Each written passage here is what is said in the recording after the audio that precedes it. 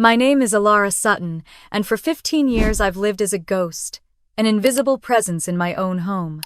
At Christmas dinner, I heard the cruel words, the careless laughter. They pushed me to the corner of the room as if I didn't exist at all. But a ghost can become powerful, especially when it decides to stop hiding. I walked out without a word, silently pursuing a dream they said I was too dumb to ever achieve. Now, 15 years later, I stand on a world stage, accepting an award no one in my family knows about. What will they say when they see the evening news? And will they recognize the ghost they once forgot? Or will they only see a stranger on their television screen? Let me take you back to where it began. There's this thing about Christmas dinner. It's supposed to be about family right, about warmth and love and feeling like you belong. But for me, it always felt more like a stage. And I was never the main character. It was December 24th. The air in New Haven was biting cold outside, but inside our house, my mom Diana had created her usual illusion of warmth. The fireplace crackled, fake snow lined the windowsills, and the scent of cinnamon and roasting ham filled every corner except one, that island, my corner. I was sitting at the edge of the dining table, not at the head, not at the side, with the other family members and our neighbors. I was squeezed between the wall and the heavy wooden buffet. It was a space designed to be ignored, and for 17 years I had perfected the art of occupying it. Across from me, my sister Bethany was holding court. She was 20, a stunning blonde with our mother's smile and my father's confident laugh. She was a natural-born storyteller.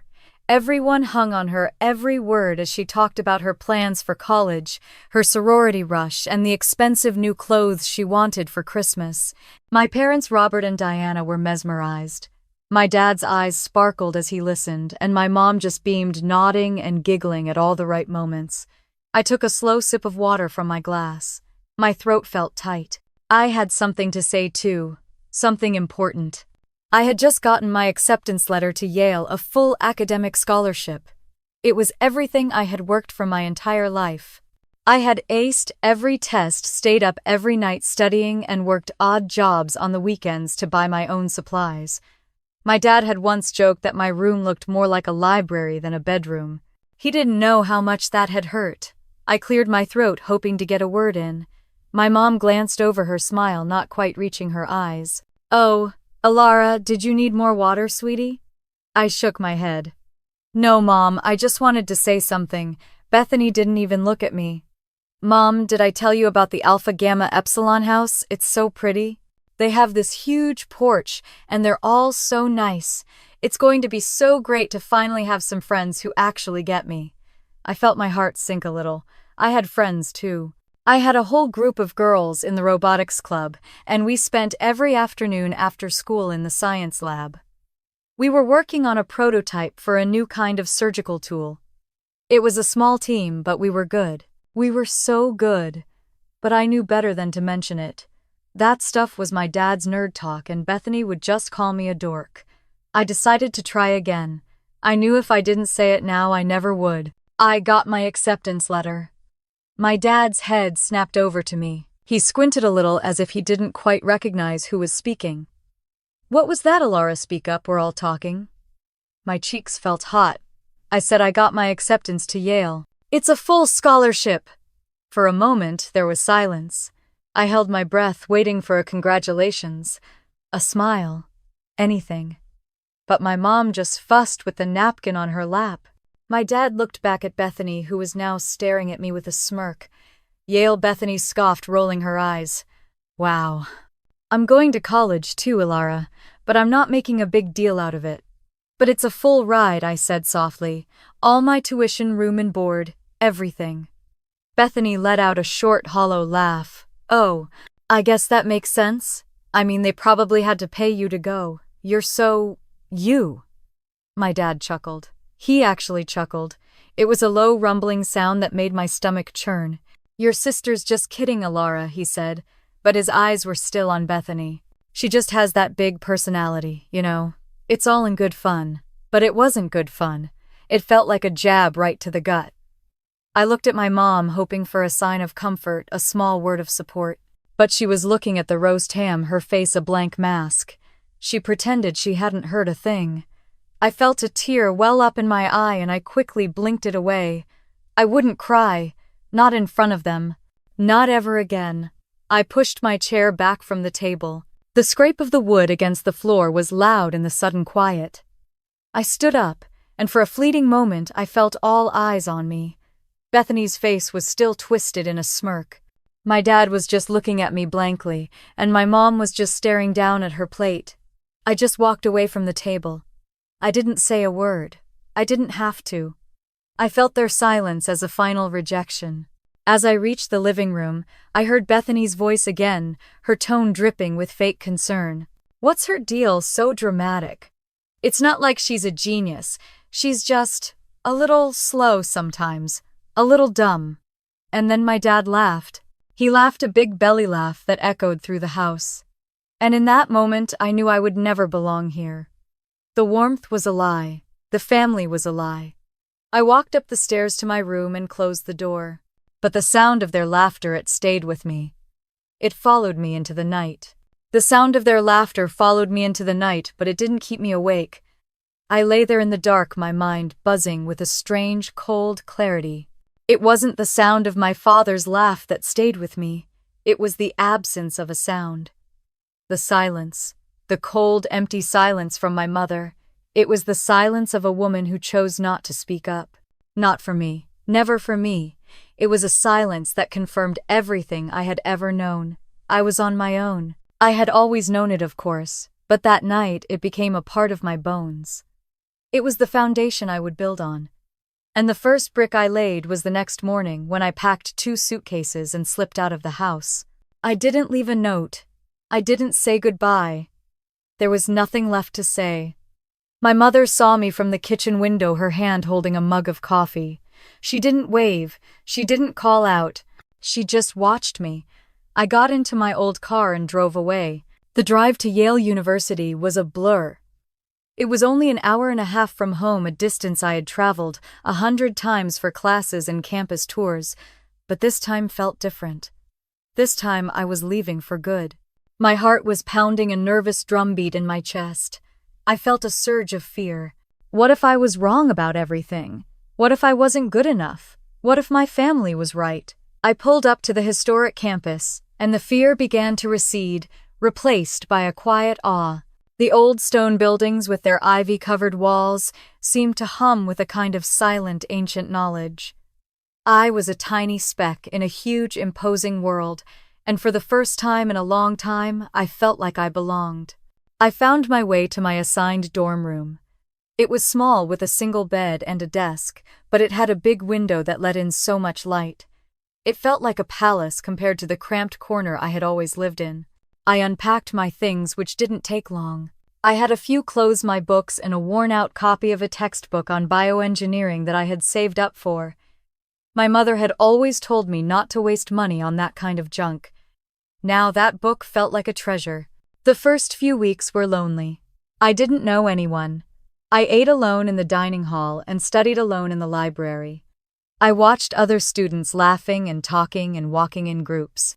I felt like an outsider all over again.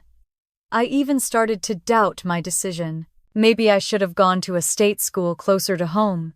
At least then I wouldn't have to feel so alone. But then I found the robotics club. It was a small group of kids, mostly introverts like me, who spent every spare moment in the engineering lab. We were working on a prototype for a new kind of surgical tool.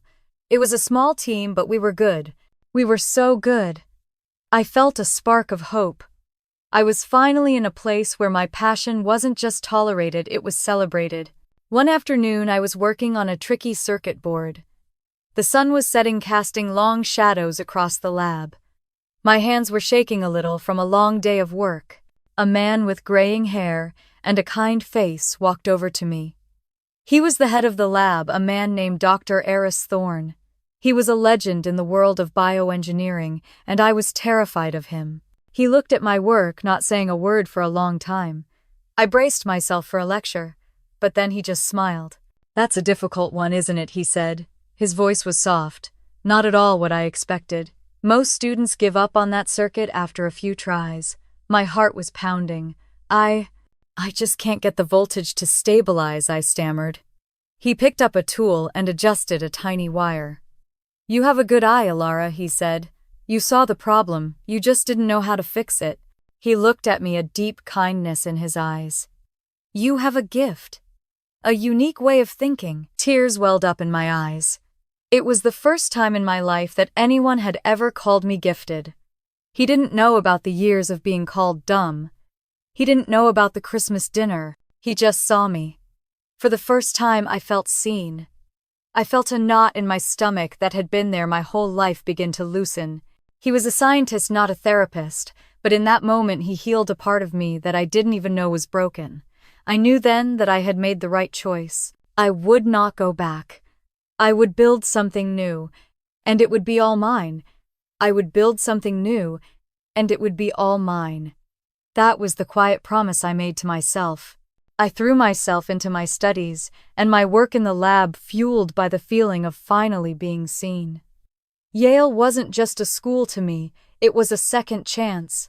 Every late night in the library, every complex problem I solved, felt like another step away from the girl they had called dumb at the Christmas dinner table. My bioengineering project for Dr. Thorne's class was my chance to prove myself. Not to him, not to anyone else, but to myself. We were tasked with designing a new prototype for a medical tool, and I knew exactly what I wanted: to create a new kind of surgical robot that could perform delicate procedures with more precision than a human hand.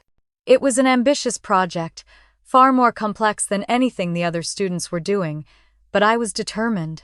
I spent most of my nights in the lab hunched over my workbench, surrounded by circuit boards, wires, and schematics. The lab became my sanctuary.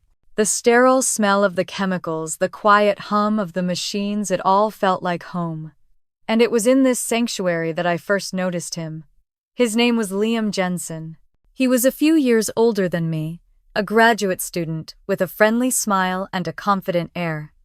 He was working on a different project, but he was always there, always watching. At first, I thought he was just curious. He would stop by my bench and ask me about my work, his eyes scanning my schematics. That's a bold design, he said once, his voice full of what I thought was admiration. You really think you can make that work? I felt a thrill of pride. I'm sure of it, I said, a rare note of confidence in my voice. He just smiled. We'll see. His words struck me as odd, but I shrugged them off. I was used to people not believing in me. It just fueled my fire. I worked even harder. I stayed even later. My project was a race against the clock, a race against my own past. My parents would call sometimes, but the conversations were always brief and hollow. They never asked about my classes or my project. How are your friends? My mom would ask, a question that felt like a test I could never pass. I would just say I was busy and hang up. They didn't seem to mind. The closer I got to my deadline, the more pressure I felt. And the more pressure I felt, the more I began to notice strange things. My lab equipment would sometimes be unplugged or my notes would be moved. I brushed it off at first. The lab was a busy place. But then one night, I found a single wire on my circuit board had been cut. It was a tiny, almost invisible snip, but it was enough to ruin a whole night's work. My heart hammered against my ribs. It wasn't an accident. I looked around the lab, but it was empty. I felt a cold dread settle over me. Someone was trying to sabotage my work. The only person who had been paying any real attention to my project was Liam Jensen. I decided to confront him. It was a rash decision, but I was so angry, so scared. I found him in the student union sipping a coffee. Did you cut the wire on my circuit board? I asked, my voice shaking a little. He didn't flinch. He just looked at me with that same easy smile. That's a pretty serious accusation, Alara, he said calmly. What makes you think I would do something like that? You're the only one who's been looking at my work, I said, and you said my design was too bold. You said it wouldn't work, he laughed, a smooth practice sound. Everyone looks at each other's work, Alara, that's how we learn. And I'm sorry if I was a little skeptical of your design. It's just a little ahead of its time, isn't it? Maybe you should try something simpler. His words hit me like a physical blow. He was trying to tear me down just like Bethany had. just like my parents had, but this time I wouldn't let it happen. I looked at him, and for the first time I saw him for what he was, a bully hiding behind a smile. I wouldn't beg for his approval. I wouldn't waste my breath trying to convince him. I just walked away. But as I walked, a cold fury began to rise in me. I wouldn't just fix the wire. I would prove him wrong. I would show him that I wasn't just a little ahead of my time. I was building something he couldn't even dream of. I was building something he couldn't even dream of, and I would do it without his approval or anyone else's. Liam's words had just solidified my resolve. I went back to the lab that night and worked until dawn. I fixed the cut wire, and then I did something else. I created a secure hidden log on my computer. Every time my files were accessed, every time my project was opened, it would leave a digital footprint that only I could see. I wasn't just working on a project anymore. I was preparing for a war. The next few months were a blur of work and little sleep. My classes became a side note to my real passion. The surgical robot prototype was my life. I spent hours and hours perfecting its every movement, its every tiny circuit. I would run tests, analyze data, and then start all over again. I lived on coffee and a strange mix of fear and excitement. I had no social life. I had no friends outside of the few people I spoke to in the lab. I had no life outside of this project. But I didn't care. This was my purpose.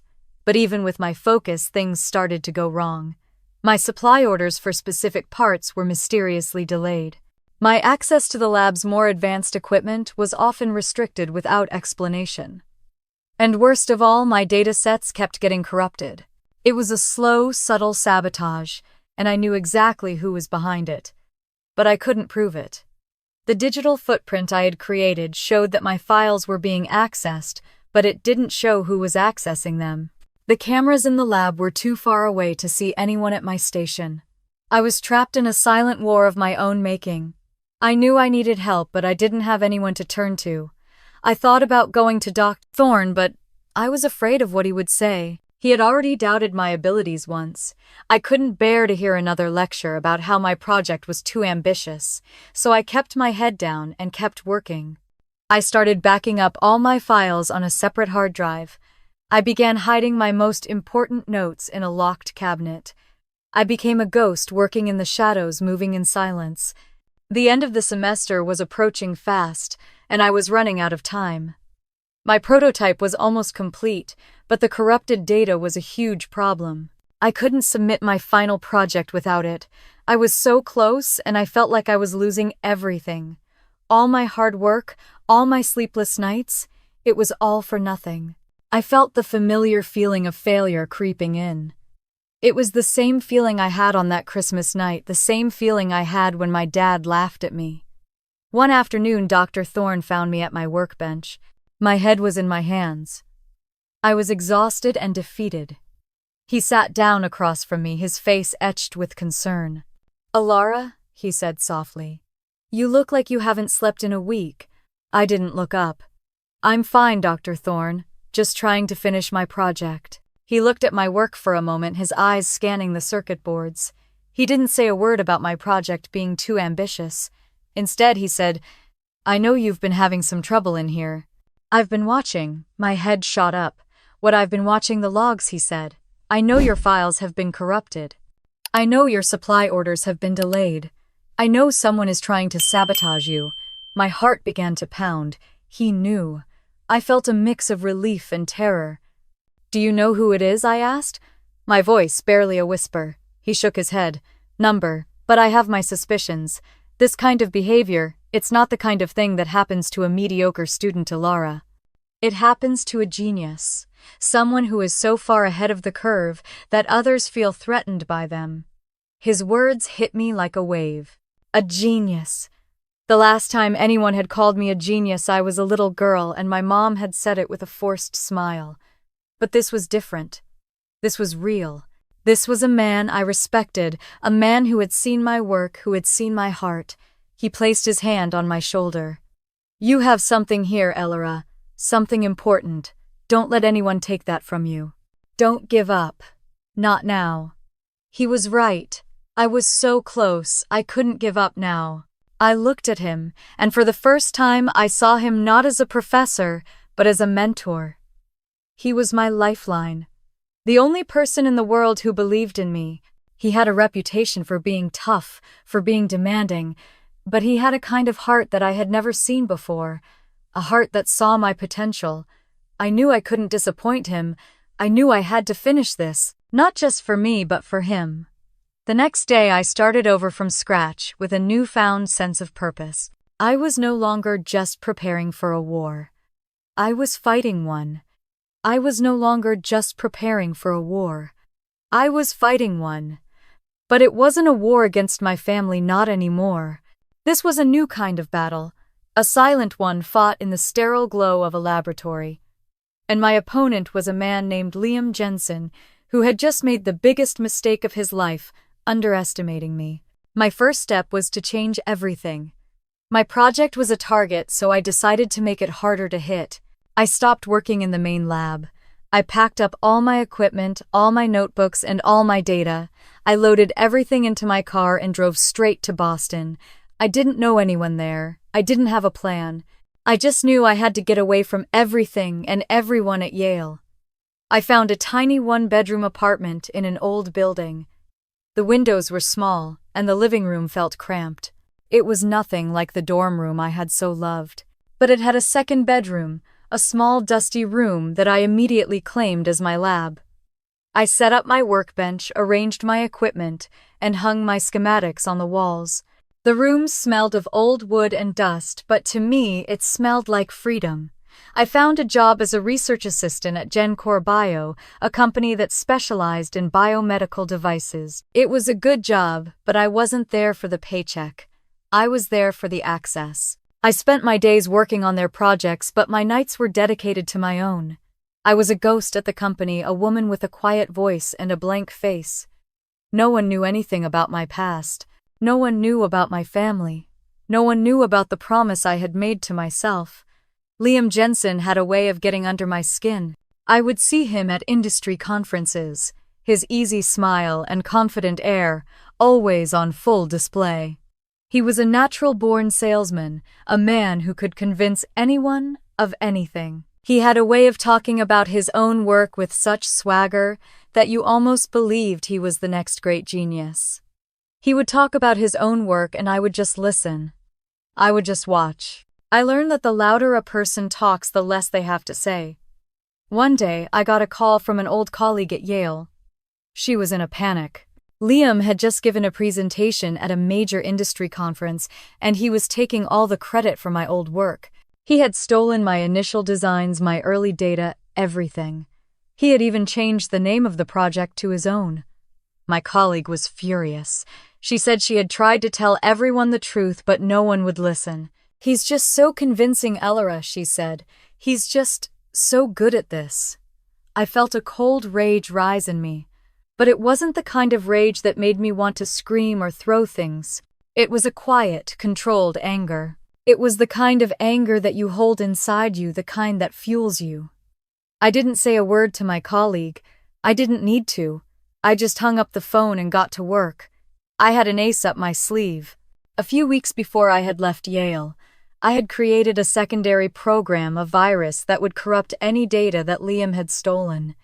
I had a second surprise waiting for him too. A digital paper trail that showed the data was originally mine, with timestamps and file names that he couldn't change. I wasn't just working on a new surgical robot. I was building a trap. I got to work coding late into the night. I sent the program to his computer, and I waited. The next day, I got an email from a news outlet saying that Liam's presentation had been a disaster. The data he had presented was corrupted, and he had been forced to leave the stage in the middle of his speech. The digital paper trail had worked, and it had been made public, proving that the work was originally mine. He had been so sure of himself, so confident in his ability to deceive. But he hadn't counted on my silent resolve. He hadn't counted on the girl who had been called dumb her whole life. And in that moment, I knew I had won. Not just a battle, but a war. And in that moment, I knew I had won. Not just a battle, but a war.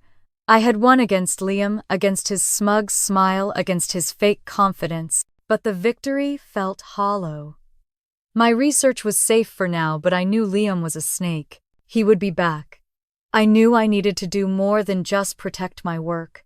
I needed to build something so undeniable, so revolutionary, that no one could ever question its authenticity.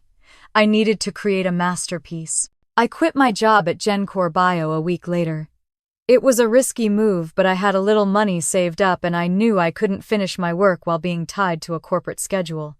My little apartment in Boston became my entire world. I lived on ramen noodles and black coffee. My days and nights blurred into one long, continuous stretch of work. I was alone, but I wasn't lonely. I had my schematics, my data, and my goal. I built my prototype from the ground up, one tiny circuit at a time. I was meticulous, obsessed. Every wire was perfectly placed, every line of code was checked and rechecked. I was building a new kind of surgical robot, a machine that could perform delicate procedures with more precision than a human hand. It was my life's work, my magnum opus. And it was all mine. But even as I worked, I felt the ghost of Liam Jensen hovering over me. I knew he was still out there, licking his wounds, plotting his next move. I had to be one step ahead of him. I had to build a trap that he couldn't get out of. So I decided to do something a little crazy. I decided to make my work public. Not to the world, of course. I wasn't ready for that. But to the one person who could truly appreciate it. The one person who had believed in me when no one else would. Dr. Eris Thorne. I sent him an email with the subject line, "A new prototype." I attached my data, my schematics, everything I had worked on for the past 5 years. I didn't ask for a response. I just sent it and waited. A few hours later, my phone rang. It was him. "Alara," he said, his voice, a low rumble. "What is this?" "It's my work," I said, my voice barely a whisper. "The project I started at Yale." He was quiet for a long moment. I could hear him breathing on the other end of the line. "This isn't a prototype, Alara," he said finally. "This is a revolution. You've done the impossible." I felt a tear slip down my cheek. "I had a lot of help," I said, my voice choked with emotion. He laughed softly. "No, you didn't. I've been following your work. I know what you've been through. I know who you've been fighting. You did this on your own." His words were a balm to my soul. He saw me. He saw my work. He saw my pain. And he saw my victory. "What are you going to do with it?" he asked. "I don't know," I said. I just wanted to finish it." He was quiet again. "You're a genius, Alara," he said. "And a genius like you needs to be seen. You need to be celebrated. You need to be recognized. I'm going to make sure of that." My heart began to pound. "What are you talking about?" "The PECASE Award," he said. "The Presidential Early Career Award for Scientists and Engineers. It's the highest honor a young scientist can receive. I'm going to nominate you for it." I was speechless. I felt a wave of emotions wash over me. Shock, gratitude, and a quiet, burning satisfaction. This was it. This was my chance to show the world what I was capable of. To show my family what they had lost. I spent the next few months working with Dr. Thorne. He helped me prepare my application, my presentation, my whole life story. He had me write about my past, about my family, about the girl who had been called dumb at the Christmas dinner table. He said it was important to show not just my work, but my journey. My story. And for the first time I told it. I told him about Bethany, about Robert and Diana, about the corner by the fireplace, about all the times they had ignored me. I told him about the laugh, the silence, the cold. He listened without judgment. He just nodded and told me to keep writing. He said that my story, my pain, my struggle, it was what made my work so powerful. It was what made me so powerful. I submitted my application in a quiet, anonymous way. I didn't tell anyone, not even my parents. I didn't want them to get in the way. I didn't want them to try and take credit for my success. I didn't want them to feel like they had a part in this. I just wanted to win. Not for them, but for me. And for the little girl who had once hid in a corner by the fireplace. And for the little girl who had once hid in a corner by the fireplace, I submitted my application. It was quiet and without fanfare, just the way I had always lived my life. The weeks that followed were filled with a strange kind of calm. I had done all I could. The rest was up to the universe. I went back to my lab, my tiny sanctuary in Boston, and I began to build something new. My little surgical robot was a masterpiece, but it was just the beginning. I had 100 more ideas, 1,000 more dreams. I had no idea if I would win the award or not. It didn't matter. I had already won. But the ghost of Liam Jensen still lingered. He was a constant reminder of the world I had left behind. I would see his name in industry publications, a small note about a failed project or a new lawsuit. I had created a trap for him, a digital trail that led straight to his deception, and he was caught in it. He was a man who lived for the spotlight, and now he was a man who lived in the shadows. It was a kind of karma that was even more satisfying than a public confession. He had tried to steal my light, and in the process he had put out his own. One day I got a call from an old colleague at Yale. She was in a panic. "Did you see the news?" she asked, her voice a frantic whisper. "Liam just gave a presentation at the annual Biotech Summit.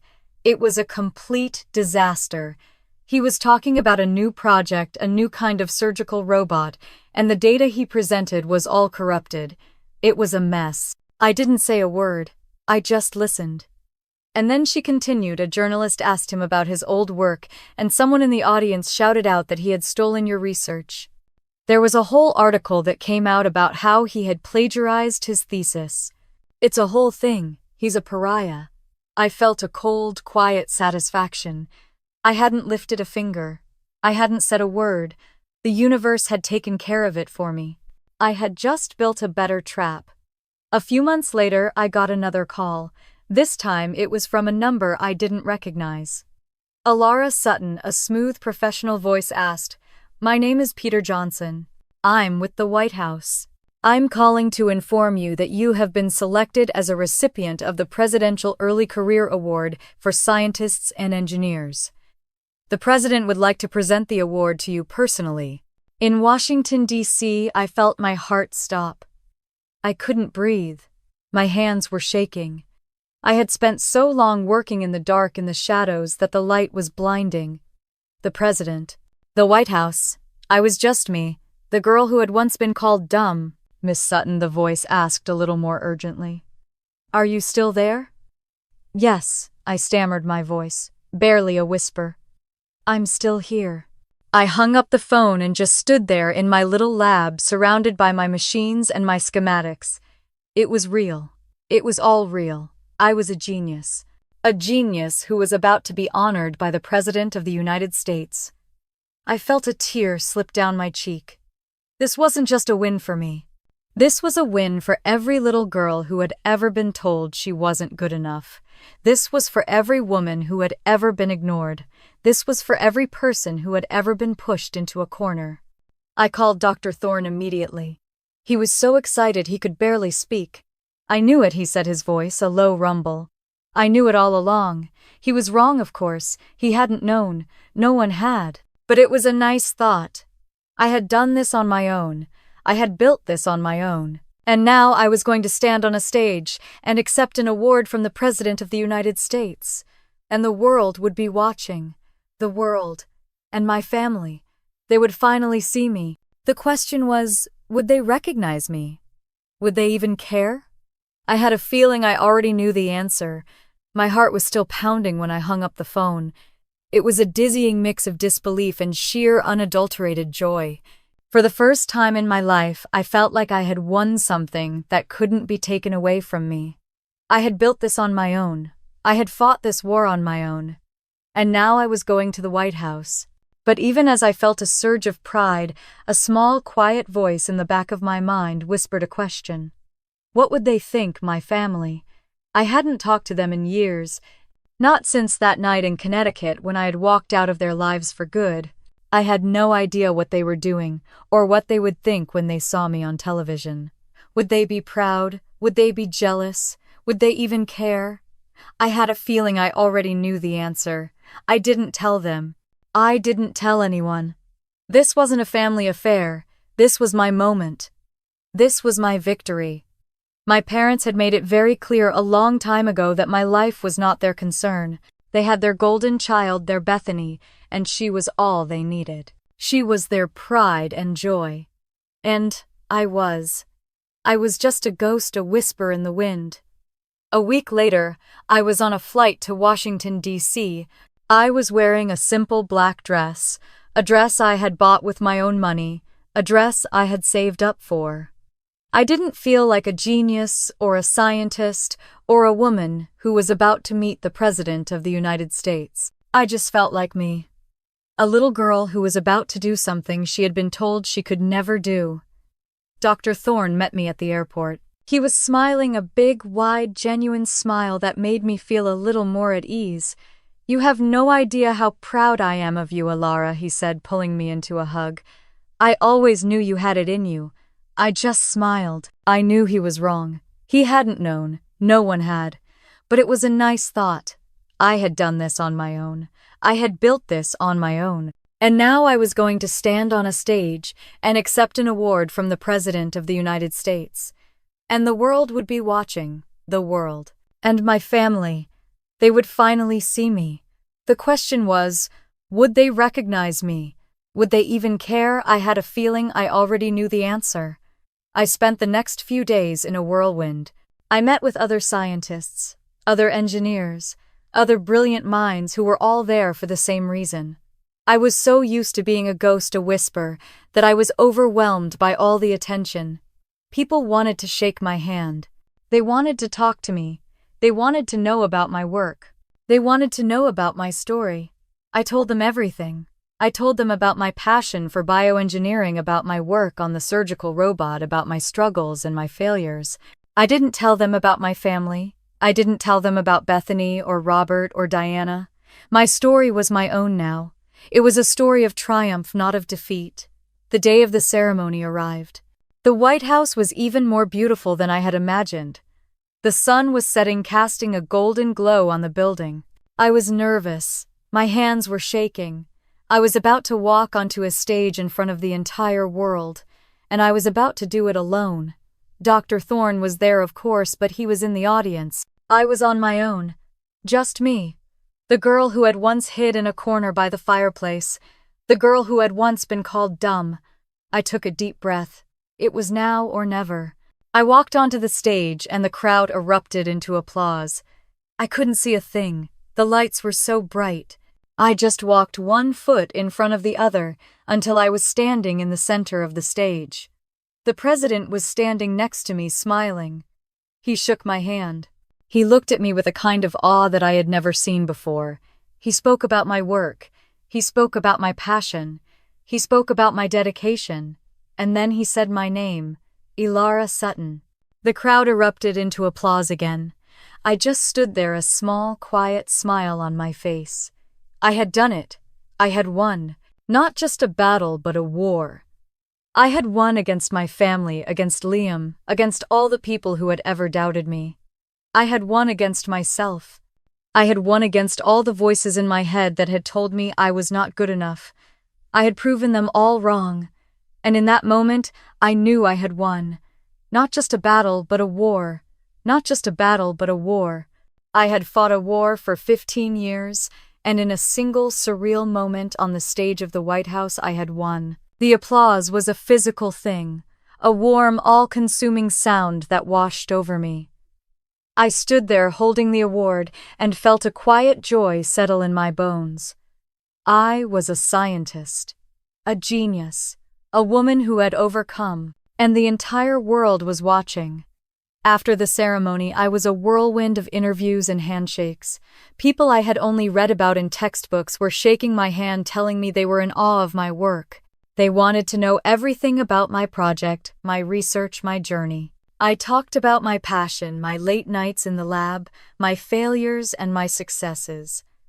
I told them about my mentor, Dr. Thorne, and the old lab at Yale where my journey had begun. I was an open book, a story waiting to be told. But there were some chapters of my life that I kept to myself.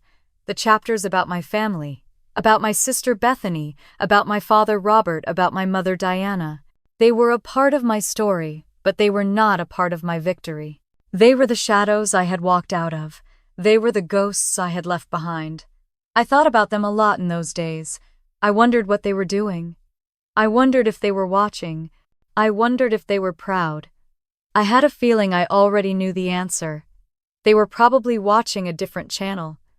They were probably talking about someone else.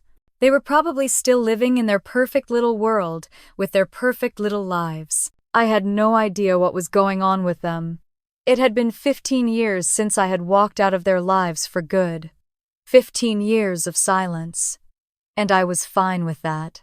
A few days later, I was back in Boston in my little apartment. I was back in my little lab. The award was sitting on my workbench, its gold surface gleaming in the sunlight. It was a beautiful thing. It was a symbol of my victory. But it wasn't my victory. My victory was in my hands, in my work, in my mind. And then my phone rang. I looked at the screen. It was an unknown number from Connecticut. My heart began to pound. I hadn't changed my number in 15 years, but they had never called. Not once. I stared at the screen for a long moment, my finger hovering over the answer button. I didn't want to answer. I didn't want to hear what they had to say. I just wanted to be left alone. But then I thought about all the years of silence. All the years of being ignored. I had fought this war in the shadows. I had won this war in the shadows. And now I was ready to bring it into the light. I took a deep breath and answered the phone. "Hello," I said, my voice barely a whisper. "Alara, is that you?" a familiar voice said. It was my mother.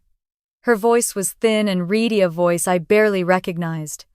"Yes, Mom, it's me."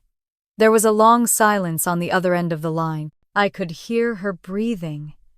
I could hear the sound of the television in the background. "Ilara," she said finally, her voice thick with emotion. "I saw you on the news, on television, at the White House. You looked so beautiful." I felt a cold wave of something I didn't recognize. "Thank you," I said, my voice flat. "Your father and I were so proud," she said.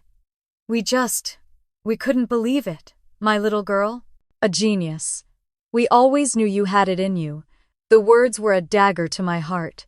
"You always knew." I asked, my voice a little louder now. "You always knew. You never said a word." She was quiet for a long moment. "We didn't know what to say, sweetie. You were always so quiet, so focused.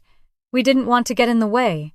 We didn't want to disturb you." I felt a cold rage rise in me. "You didn't want to disturb me," I said, my voice rising. "You ignored me. You let me live in a corner by the fireplace. You let my sister call me dumb, and then you just turned away. You didn't want to disturb me. You just didn't care." There was a long silence. I could hear her breathing, ragged and uneven. "Alara," she said finally, her voice choked with emotion. "Please, we're so sorry. We just want to talk to you. We just want to see you." I felt a tear slip down my cheek. "It's too late, Mom," I said. "It's too late." I hung up the phone. My hand was shaking. The rage was gone, replaced by a quiet, cold sadness. I had won the war, but I had lost the family. And I knew then that I had to do something. I had to go back. Not to see them, not to forgive them, but to finish this. To put an end to the ghost of my past. To put an end to the ghost of my past. It was a strange thought, a thought I had never considered before. For 15 years I had run from my past. I had built a new life, a new identity, a new reality. I had won, but the ghost of my past still lingered. And it would continue to linger as long as I let it. I knew I had to do something. I had to go back. Not to see them, not to forgive them, but to finish this. To put an end to the ghost of my past. The thought was a cold, hard stone in my stomach. I was going back to Connecticut. I was going back to the place that had once been my home. I hadn't been back in 15 years. I had no idea what it would look like or what they would look like. I had a feeling I already knew the answer. They would look the same. They would look the same because they hadn't changed.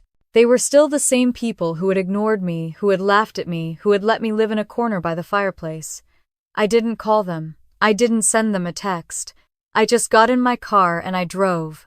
I drove for an hour and a half, a drive that had once felt like an eternity, but now felt like a blink of an eye. As I got closer to the house, I felt a familiar feeling of dread. It was a physical thing, a cold, heavy blanket that settled over me. I felt like I was 17 again, a little girl who was just trying to be seen. I pulled up to the house. It was the same.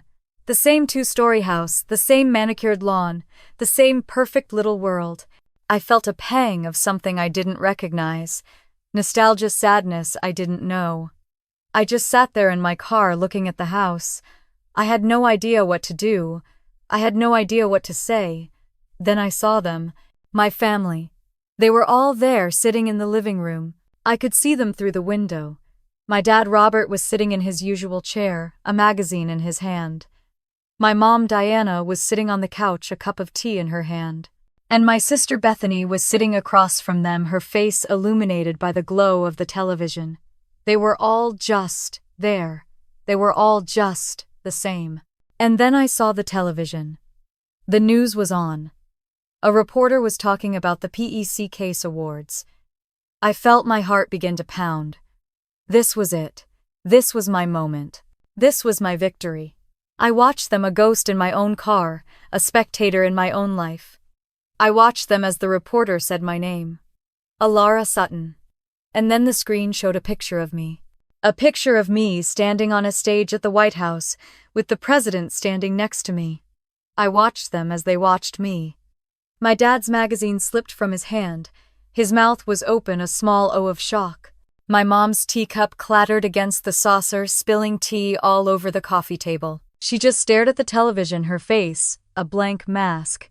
And my sister Bethany, her face was a twisted mask of confusion and disbelief. She just stared at the screen, her mouth open, a soundless scream. They didn't say a word. They didn't move. They just stared at the television.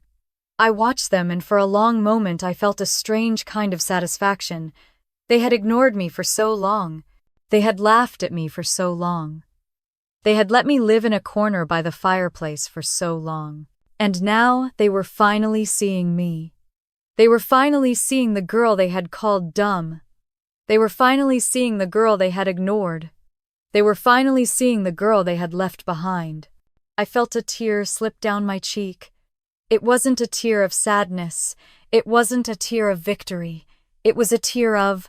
I didn't know what it was. It was just a tear. I watched them for a long moment, and then I put my car in reverse.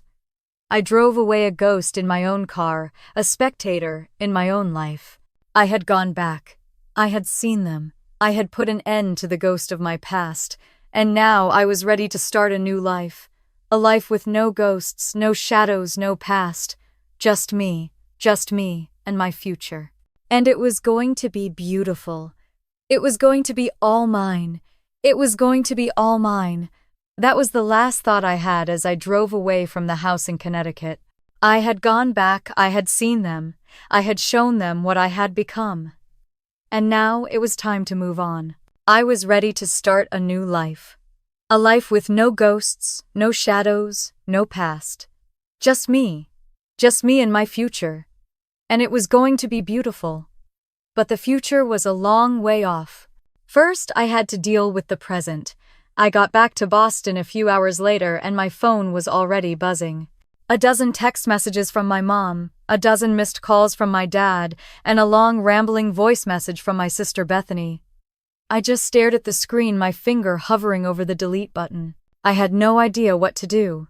I sat there in my car for a long time just staring at the screen. I had gone back to Connecticut to put an end to the ghost of my past, but the ghost had followed me. It had followed me all the way back to Boston. I knew I couldn't run from it. I knew I had to face it. I opened my phone and I listened to Bethany's voice message. It was a long, rambling message about how she had been so proud of me, how she had always known I was a genius, how she had been so worried about me all these years. Her voice was thick with emotion, but it was also filled with a kind of desperate need. She wanted something from me. I knew it. She had always wanted something from me. I listened to her voice, and I felt a wave of cold rage. She had never been proud of me. She had never worried about me. She had never cared about me. All she had ever cared about was herself, and now she was trying to use me. She was trying to use my success to make herself look better. I deleted the voice message. Then I read my mom's text messages. They were a mix of apologies and forced affection. She kept saying how sorry she was, how she had always wanted to be there for me, how she had always wanted to tell me she loved me, but she never had. Not once. She had always been a ghost, a whisper in the wind. I deleted her text messages. Then I read my dad's text messages. They were all about business. He wanted to know about my work. He wanted to know about my company. He wanted to know if he could invest. He wanted to know if I could give him a job. He wanted to know if I could give him money. He wanted to know if I could give him everything. I deleted his text messages. I sat there for a long time just staring at the empty screen. I had gone back to Connecticut to put an end to the ghost of my past, but the ghost had followed me. It had followed me all the way back to Boston. I knew I couldn't run from it. I knew I had to face it. I went inside my apartment and I called Dr. Thorne. He was the only person in the world who understood me. He was the only person who had ever seen me for who I was. I told him everything. I told him about my trip to Connecticut, about my family, about the ghost of my past. He listened without judgment. He just nodded and told me that it was okay to be angry. It was okay to be sad. It was okay to be hurt. You have to let it go, Ilara, he said. You have to let go of the past. You have to let go of the pain. You have to let go of the anger. You have to let go of the ghosts. You have to let go of them. I knew he was right. I knew I had to let go. But I didn't know how. How do you let go of a lifetime of pain? How do you let go of a lifetime of being ignored?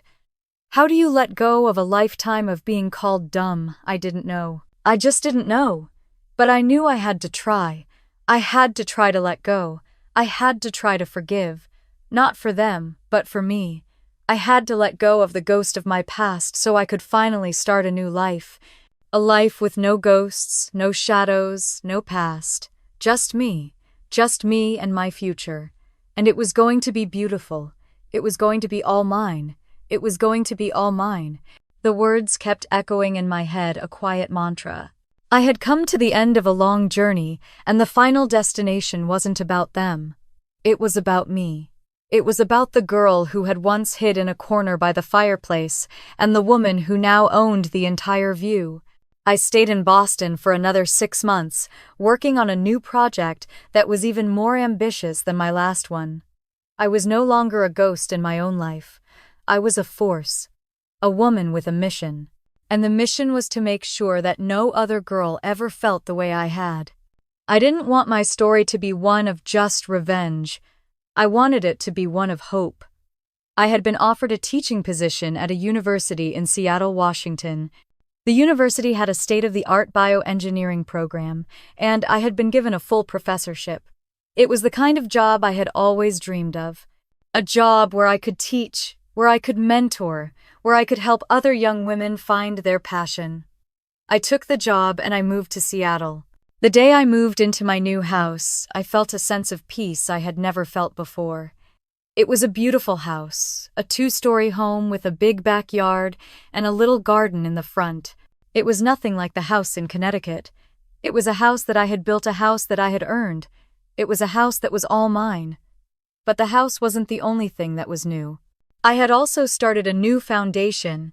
I had called it the Corner by the Hearth Foundation, in honor of the little girl who had once hid in a corner by the fireplace. The foundation provided scholarships and grants to young women who were studying science and engineering, women who had been told they were not good enough, women who had been pushed into a corner. I wanted to give them a voice. I wanted to give them a chance. I wanted to give them a way out. I had gone back to Connecticut. I had seen them. I had showed them what I had become. But the anger was gone. The sadness was gone. The pain was gone. All that was left was a quiet, cold sense of peace. I had won the war and I was finally ready to move on. I had let go of the past. I had let go of the ghosts. I had let go of them. And in letting go, I had found a new kind of freedom. The last I heard of them was a few months ago.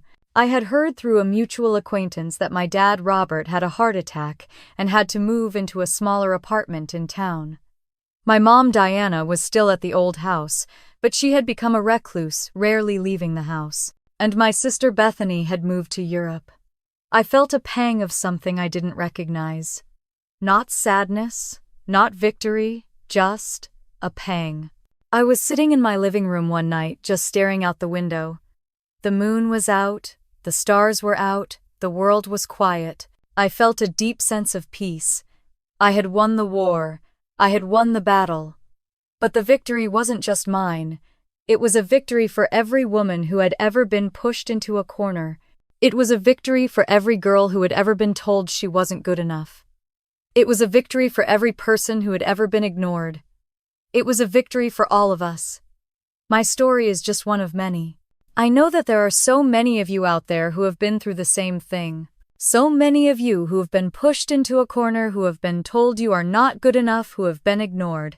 I want to hear from you. If you have ever been pushed out of the place that was supposed to be your home, tell me.